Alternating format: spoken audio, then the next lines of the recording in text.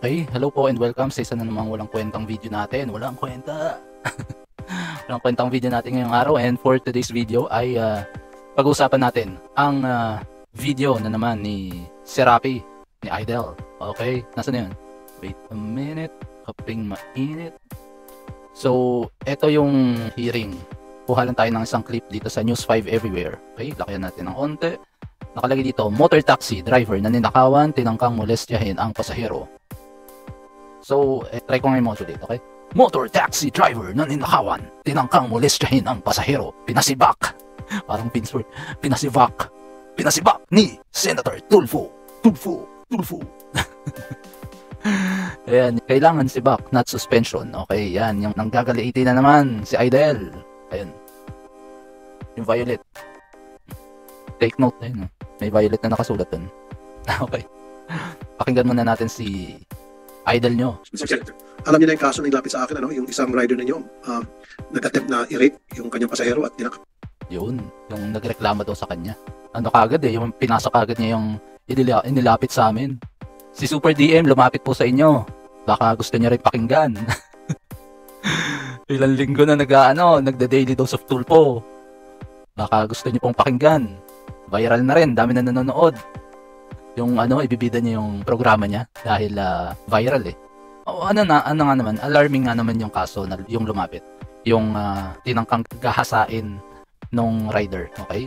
Tama lang naman na bigyang pansin, pero hindi siya dapat bigyan pansin sa programa, okay? And take note dito sa mga hearing na to, ang tawag po dito ay in aid of legislation, okay? Ang in aid of legislation ay para mapag-aralan yung mga kasong nilalabas nila dito sa mga hearing na to, kung may maisa sa batas ba sila o may magagawa silang batas para hindi lang basta-basta issue yung pag-uusapan, kundi yung issue para makagawa ng batas. Pero sa tingin nyo, yung issue bang ito ay wala pang batas na para gawan nila ng panibagong batas? O kailangan nilang mag-amend o kailangan nilang mag-repeal sa batas? Tanong ko lang naman, para lang maliwanagan tayo kung sulit yung binabayad natin sa mga hearing na to. Kasi kung wala pang batas, tama lang na mag-hearing silang ganyan. Pero kung may batas na, bakit ka pa magpapa-grandstanding ng ganyan? Nasasabihin mo may lumapit sa'yo, tapos kailangan mong i-senate hearing, pero bandang huli, wala ka namang batas na may papasa. Pag sasabihan mo lang yung mga katulad niyan, yung may-ari ng angkas o yung management ng angkas, para lang pahiyain sila. Pero bandang huli, ano bang batas ang pwede nilang ipasa dito? Attempted rape? Pag-isipan nyo kung sulit yung mga hearing na to, sulit yung mga perang binabayad natin sa mga mambabatas natin na nag-hearing sa mga batas na meron na. Okay, pakinggan ulit natin si Idol. Na i-rape yung kanyang pasahero at ninakawan pa.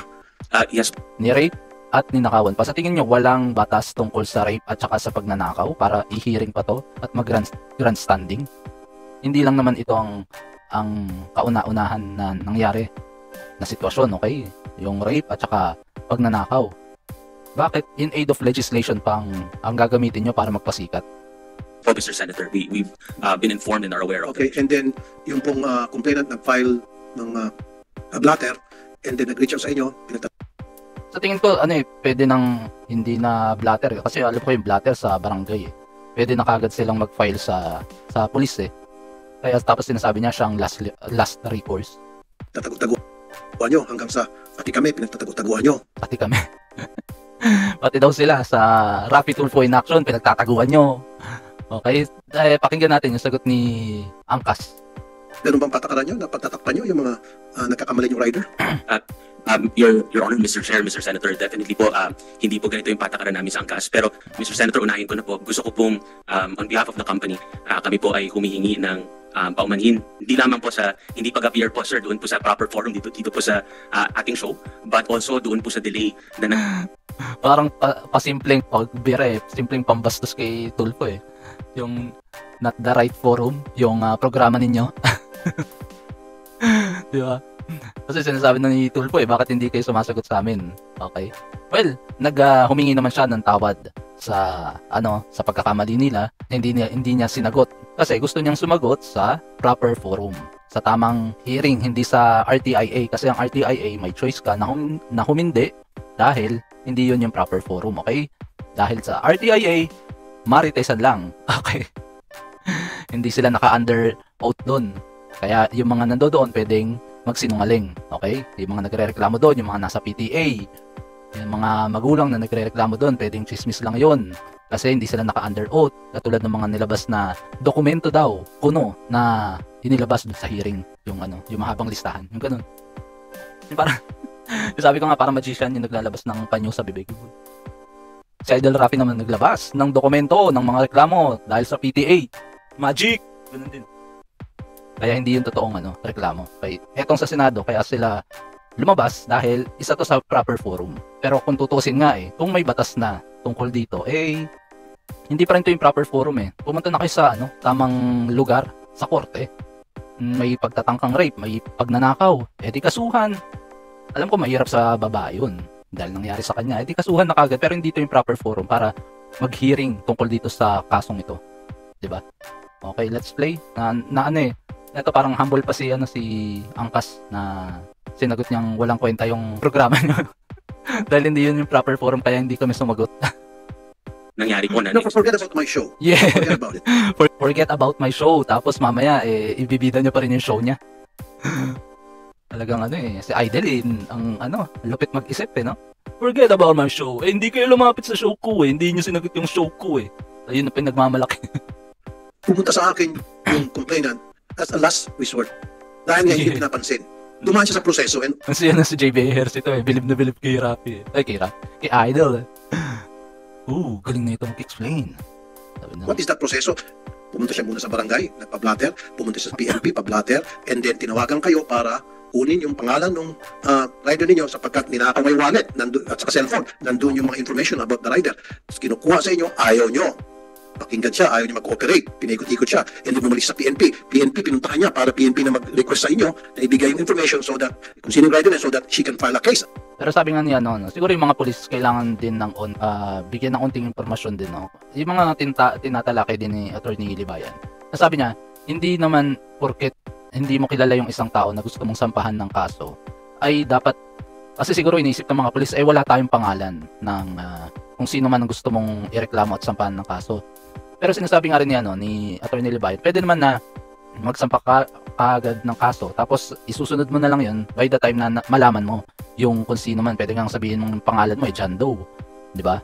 Yun yung ilalagay mo muna ng pangalan, tapos na-process na makakuha ka ng information sa angkas, at least nakafile na yung kaso, yung reklamo mo, para umaabante na yung yung sa proseso. Pero siguro yung mga pulis nga rin gusto nilang kumuha ng impormasyon muna sa angkas kung sino yung tamang rider na kakasuhan nila.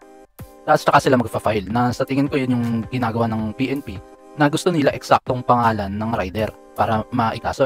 Wala silang pangalan, sinong idedemanda mo? Parang ganun yung reasoning ng PNP. Gusto nila may sagot kagad yung angkas. Katulad ng sinasabi ni Attorney Libayan, kung nakikinig kayo sa kanya, kahit na hindi tama yung pangalan ng sasampahan mo ng reklamo at ng kaso, is eventually pwede mong ibigay pag nalaman mo na. Hindi yung mag-aantay ka pa, hindi mo naman kilala yung kakasuhan mo. Basta lalagay mo lang isang rider sa pwede mo naman siguro lagyan mo ng pangalan, John Doe o Juan de la Cruz. Tapos eventually, pag nalaman mo na sa angkas rider, yung angkas yung company, yung pangalan niya, pwede mo nang i-follow up, yung i-submit yung pangalan, di ba? Para umusod lang yung kaso. Kaya siguro yun yung information na dapat din maliwanagan yung mga kapulisan natin. Kasi parang siguro ayaw nilang mag-file sa piskalya agad-agad ng kaso dahil wala kang pangalan na pinanghahawakan na irereklamo mo. Pero sa totoo, pwede ka pa rin magsampa kagad kahit wala kang pangalan. Alam mong isa siyang angkas rider, pwede mo na kagad siyang ansampa. Diba? Yun yung pagkakaintindi ko. Then correct me if I'm wrong. Pero yun yung naririnig ko kay Attorney Libayan pagka nagla-live siya. Okay? Against that person in court. Again, yung PNP na-regulate nyo. Kasi sa halip nasiraan na dito yung yung kapulisan. Kahit hindi nila kilala yung angkas, hindi nila kilala yung rider, wala silang pinapaligan, siniraan na kagad yung yung mga kapulisan. Pakinggan ulit natin. Request sa inyo na ibigay yung information so that kung sino yung rider na, so that she can file a case against that person in court. Again, yung PNP na-regulate nyo. Kasi sa halip patulungan siya ng inareglo rin ninyo. Kumbaga parang inareglo daw ng angkas company yung mga kapulisan para hindi mag-file ng kaso. Sobrang ang babaw yan. Ito sinasabi nilang chismis na eh. Bakit mo sasabihin inareglo ng angkas yung kasong to para lang mag-grandstand ka, para lang magpasikat ka? Kasi hindi naman totoo to eh. Ito, totoong anong to Sige, demanda nyo ko. nyo, na ibigay yung information so that, kung sino yung rider so that she can file a case against that person in court. Again, yung PNP, inareglo ninyo. Kasi sa halip na Inareglo rin ninyo. tulungan siya ng PNP, yung PNP nag-discourage pa sa kanya, huwag ka na mag-file kasi mahabang proseso yan, matatagalan pa. Bumalik sa barangay, inareglo niyo yung barangay kasi yung barangay kumampi sa inyo at sabi, huwag na ka na mag-file, iha. Chismis. Kaya under oath kaya to si Tulfo? Hindi na siguro kasi nga, syempre, isa siya sa mga nasa committee. Pero, alam mo yun, yung bakit yung mga resource person, kailangan nilang, diba, mag-oath sila para at wala silang kasinungalingan, sabihin natin ganun na ihahayag dito sa mga hearing na to. Bakit yung mga senador nag-iimbento ng kwento? Alam mo yun, dati may napapanood akong mga Senate hearing na may affidavit, yung mga testimony o yung mga tapos isa-cite nila by linya. Yung pang ilang paragraph, tapos isa-cite nila yung nasa affidavit ng nagrereklamo para masabing yun yung totoong reklamo. Hindi yung reklamong chismis lang nadadagdagan pa ng kwento, tapos yun na yung magiging facts of the case, yun yung magiging katotohanan, di ba? Hindi bawas eh, hindi niya binabawasan yung kwento, dinadagdagan niya yung kwento eh. Tapos yung mga Tulfonatics naman, ang galing. si Juni Boy, ang galing. Habang proseso yan, magpapag-areglo ka na lang. So, ang ginawa niya, ang galing! Ang galing! It's not a question whether my show is the proper form or not. It's a question of you guys, dyan sa angkas, hindi kayo ang sumusunod sa proseso. Yeah. Kayo ang pabaya. Hindi kayo sumusunod sa proseso eh. Tapos yung show niya, binibida niya. Well, in fact, kahit yung programa niya, hindi rin naman sumusunod sa proseso eh. Well, in fact, kayo rin naman pupunta sa korte eh, para pumunta sa proseso, di ba? Pero yung programa niyo, chismisan lang eh.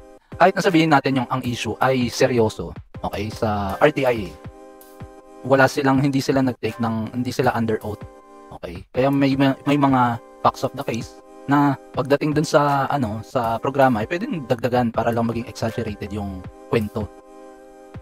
Oo, seryosong usapan yung attempted rape or yung pagnanakaw. Pero hangga't hindi kayo nag-file ng reklamo at walang affidavit, pa rin yun eh. Hearsay pa rin yun. Hearsay, chismis. Kaya yun yung gusto ng mga ng mga Tulfonatics, ng mga viewers ng RTIA. Chismisan. Tapos pinagtatanggol niya yung yung programa niyang last recourse. Well, in fact, siya nga pumunta pa rin siya sa korte para magreklamo. Hindi siya yung last recourse ng sarili niyang programa. Ay, nako. Kasi kung sinunod yung tamang proseso, parang ang lakas mong magsalita ng tamang proseso. Di ba? tumawag yung inyong kliyente, tumawag yung PNP, pinagbigyan nyo, hindi na sana nakarating sa akin. Now, pinabayaan nyo makarating sa akin. Kasi naman hindi alam ng nagrereklamo yung kanyang karapatan, okay? Ang akala niya, ang proseso ay RTIA kagad. Kahit hindi ka natulungan ng kapulisan ng barangay, pwede kang may choice ka pa para pumunta sa PAO. Sila na mismong mag-file kagad ng kaso para ma-file, okay? Hindi totoo yung sinasabi niyang last recourse sila na walang nagawa ang barangay, walang nagawa yung police. Tapos RTIA na kagad. Kung hindi mo kaya magbayad ng attorney's fee o ng consultation, mga ganun, may mga free legal advice dyan sa Pilipinas, yung mga PAO, yung mga, sabi nga rin ni I.M. Shanwain, yung mga sa IBP, sa sa Ateneo, may free legal advice. Yung alam mo yun, yung alam mong nadehado ka, alam mo din dapat yung proseso. Iba ang may alam. si Carding Shoutout kay Carding ng Team Payaman. Iba talaga ang may alam. Tama ka dyan. Kaya yung mga taong walang alam, diyan lumalapit kay Idol. And let's continue. Kanya sa Senado. Hindi rin Senado ang last recourse, okay? Dahil bandang uli, hindi sila magpa-file ng kaso sa Senado. Magpa-file din sila ng kaso sa korte. Tama po yun, Mr. Senator, no? Gaya po na sinabi ko kanina, hindi lamang po kami humihingi ng paumanhin sa inyo and of course to our honorable senators and members of government. Pero Senator, lalong-lalo na po dun po sa ating pasahero. Admittedly po, ang CAS prides itself with the service for passengers. Pero dito po, Mr. Senator, kami po ay nagpapakumbaba. Inabot po kami ng 7 to 8 days bago po namin na naiharap yung pong ating pasahero dun po sa ating biker. And that by any standards po is unacceptable. Mr. Senator, ako po ay nagpapakumbaba. Ako po ay humihingi ng tawad on behalf of our company. And of course, sir, rest assured po, meron din po kaming sulat para sa inyo, nandito po yung steps that we did. If I were you, replace some of your people. Kasi may mga tao kayo dyan na hindi sumusunod. Siguro sa Tama. Tama yung sabi ni Idol dito. Yung may mga tao silang hindi sumusunod. Kasi nga sabi nila na ang mga angkas rider ay hindi pwedeng magsakay ng mga kliyente na lasing. Kaya hindi sinunod ng rider yung patakaran ng angkas. Na hindi sila pwede tumanggap ng kliyente na lasing. Okay? Dahil nga naman, baka mamaya nasa likod mo, tapos nagda-drive ka ng motor, biglang bumaksak sa sobrang kalasingan, sa sobrang antok, bumagsak, ikaw pa yung may liability dun sa inangkas mo dahil tinanggap mo yung kliyente mo.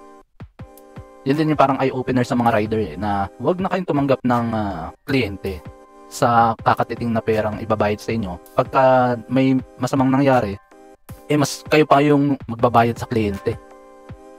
Yung kayo pa maglalabas ng pera pag may nangyaring masama dun sa kliyente nyo. Hindi niya siya nahatid yung from point A to point B, hindi niya naihatid. Yung mga ganun ba? Kaya mas mabuti nang humindi kayo. I-cancel nyo yung pag nakita nyo ay lasing na, ganyan. Pero ito nga, siguro nga talagang yung rider na yun ay may masama ng balak dun sa kliyente niyang lasing. Kaya tinanggap niya and yun na nga yung nangyari.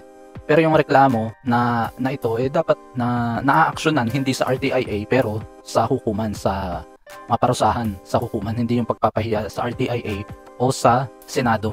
Dahil bandang uli may batas na yan tungkol sa rape, tungkol sa pagnanakaw, at sayang lang yung pondo, sayang lang yung tax na ibinabayad sa mga legislator na naghihiring, nag-grandstand lang na ganito.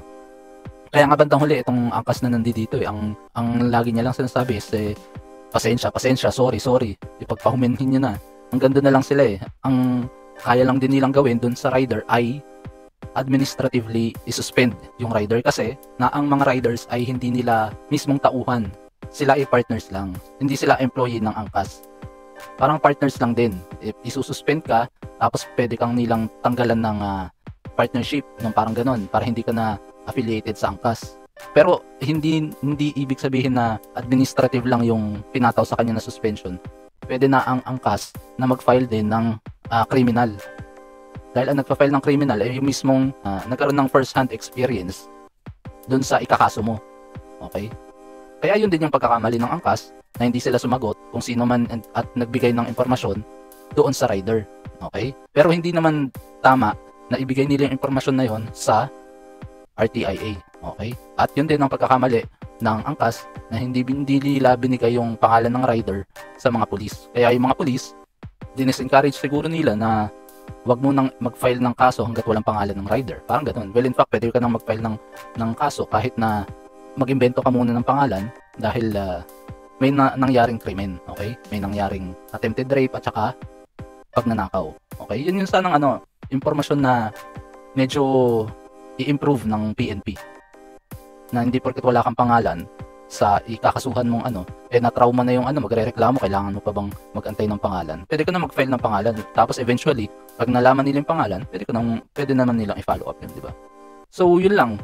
So tingin ko itong hearing na to is another type of grandstanding na naman. Okay? Committee on Justice and Human Rights joined with Public Services. Pero bandang huli, saan din sila magrereklamo? Saan di magpa-file din sila? Kumaga, pinapahiya niya muna yung angkas para makuha yung impormasyon ng rider, tapos saka sila magpa-file ng kaso. At saka namin naman din ng angkas na late sila nag-react 7-8 days. Nagbigay ng impormasyon dun sa rider nilang gumawa ng pagkakamali. So yun, hanggang dito na lamang po. At please paki-follow po ako sa Facebook page ko and paki-subscribe na rin po ako dito sa YouTube channel ko. And maraming salamat sa mga sumubaybay dito sa walang kakwenta-kwentang video natin ngayong araw. Okay? And hanggang sa susunod, maraming salamat po ulit. Ingat po tayo lahat. Okay? Ciao, ciao.